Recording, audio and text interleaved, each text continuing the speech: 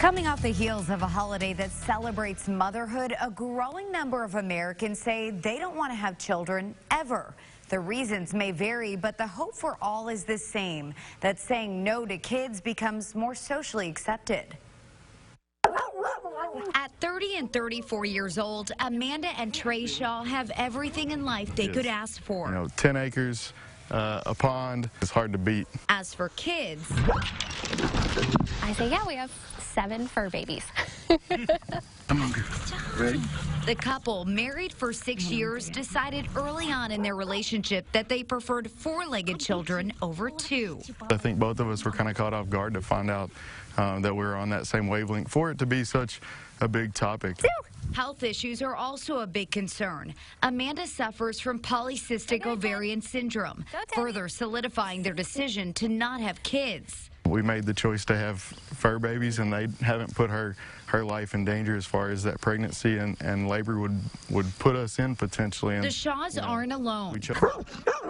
A recent survey from the Pew Research Center finds about 44% of people 18 to 49 say it's unlikely or not too likely that they'll ever have children. It's hard out here for a single girl. When she's not working from home, Lori McPowell is swiping her way through dating apps. You don't want to jump into anything too fast, but, time's ticking. You also can't drag your feet either. Growing up with a single mom, Lori saw firsthand how difficult it was to be the only parent. I was specifically only open to children if I were to be married. Since that never happened, I was not open to having children as a single parent. Now in her early 40s, she says kids are out of the picture, but finding the right man who also doesn't want children isn't. I'm pretty forward.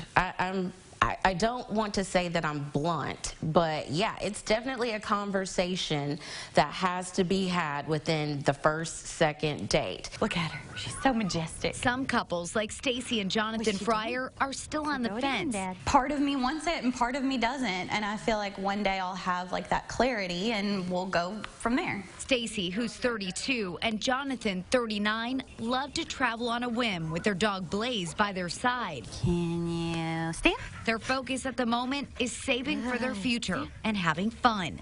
I don't feel selfish for not wanting a child right now, it's our lives, and why, if we're happy now, then we should just be happy now. The two say for the most part, family and friends are supportive of their decision.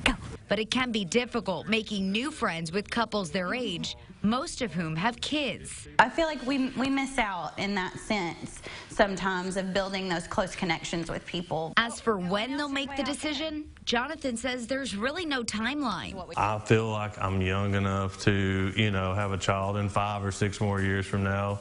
But really it's going to be, when she decides, as hey, I'm ready to have a child, and be like, okay, let's have a child. So childless by choice. We're a family. We don't have to have a child to be a family. A decision that's not for everyone. Everybody needs to make their own path and decide what's best for them. But it's the perfect one. So for us, this is family. This is who we are. For them.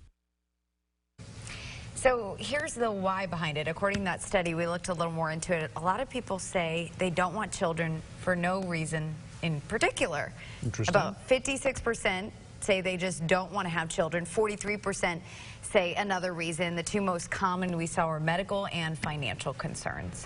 And sometimes, someone else has another plan and you just go along with life and things happen one way or the other. I have to say, all of them love kids. It's nothing against kids at all. Yeah. They're just leading different lifestyles. And there's nothing wrong with that. Nothing wrong with it at all.